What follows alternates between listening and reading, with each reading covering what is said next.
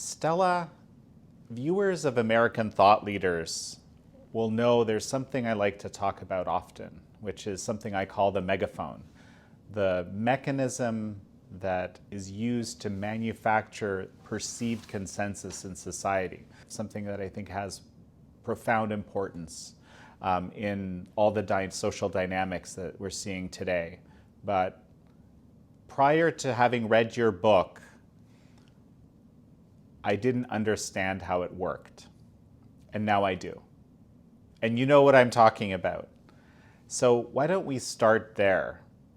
Oh my. Well, thank you. And again, it's really great to be here with you, Jan. I love the show. The megaphone. The way I would view that is as propaganda combined with political correctness to produce that illusion of unanimity, that illusion of consensus. And how does this work? I mean, why do so many people fall in line with it? And how do the people pushing a propagandistic narrative get away with it? These are the two questions that have really been driving the purpose of writing this book, The Weaponization of Loneliness. And the way it works really is that we have, as human beings, all of us, I believe without exception, have a hardwired need to connect with other people. We really can't survive in isolation. And along with that, the flip side of that is a primal fear of ostracism. And so the megaphone really those who apply this megaphone, the propaganda and political correctness, operate something I call the machinery of loneliness that triggers this conformity impulse and this need to obey whatever we perceive as a consensus, even if it's not really the consensus. That is, that in a nutshell is, I believe, how it works. I didn't realize until the last while, okay, how powerful our need to belong is. Mm-hmm. I mean, I've actually mentioned this probably on the show, but certainly to countless people. I didn't realize, and how that could be actually a central organizing principle. It's not necessarily obvious that this would be such an important thing. Right. Right? Right. And I think it's instinctive. I mean, I think we are we're aware to a certain extent. For example, maybe we don't want to say something because we're afraid we're going to be, they're going to judge us or be rejected, even if it's just an innocent idea or opinion, if we think that goes against the grain, that's politically incorrect.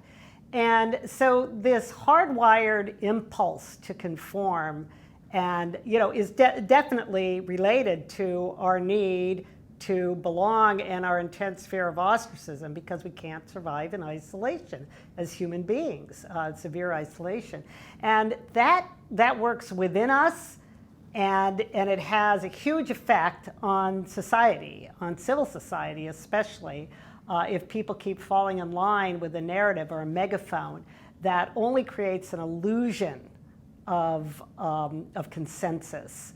When the consensus isn't really there, when people aren't really talking to one another because they're fearful of saying the wrong thing. And this affects people on every level. I mean, of course, children are highly suggestible to that. It can be operated by tyrants of all stripes. For example, a toxic boss or a cult leader like Jim Jones, actually, for your viewers who might recall, in 1978, he convinced almost 1,000 people in his cult in Jonestown, Guyana, to commit what he called revolutionary suicide. And so it's an extremely powerful, but natural impulse. And the only way around that is to have strong relationships that you can fall back in private life, in the private sphere of life. If you have family who you can, or friends, really good friends, and because people might have a private sphere of life and private relationships that they can fall back on, this is why the private sphere of life has become such a target for tyrants and totalitarians, and has always been.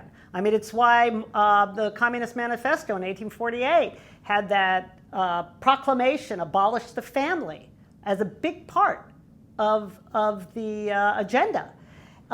So loyalties on a personal level are very threatening to those who want to achieve power and control, social engineering. You know, it's something that I felt these dynamics were not explored deeply enough.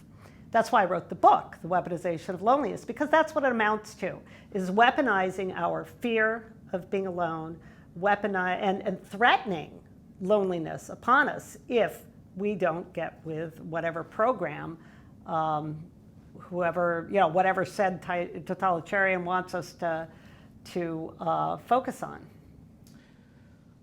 It's fascinating also that the way our technology seems to have developed. For example, through social media, there's a kind of an illusion or perception of community which often doesn't really exist. It's like it feeds some of that impulse, but it doesn't provide this exact part, the private sphere of life, which you say is so critical. Oh, yes, absolutely. Now, what we're headed towards feels like a new kind of what we might call technocratic totalitarianism, where you have, with new communications technologies and the ability for surveillance like we've never had before. You can read about different things like what they call kill switches on vehicles, where if you are viewed as maybe having broken the law, or not even broken the law, but for whatever reason, you can have your vehicle disabled. I mean, these kinds of technologies that are being developed are all about social control, and they all seem to attack our private sphere of life, or those conversations, those relationships from which we get our strength. I mean, Václav Havel, who wrote The Power of the Powerless in 1978, pointed out that our power really comes from what he called the hidden sphere of life, that hidden sphere that totalitarians couldn't quite get their hands on.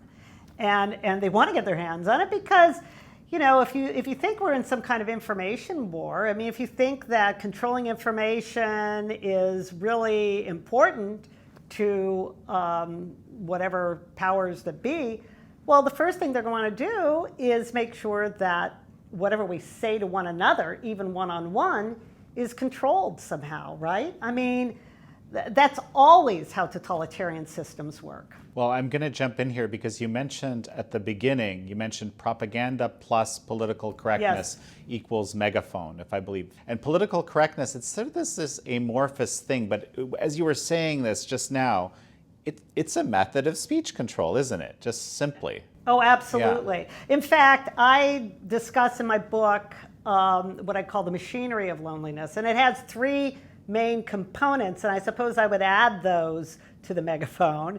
And the three main components are identity politics, which serves to erase us as individuals and just classify us and pigeonhole us according to whether it's a victim status or oppressor status.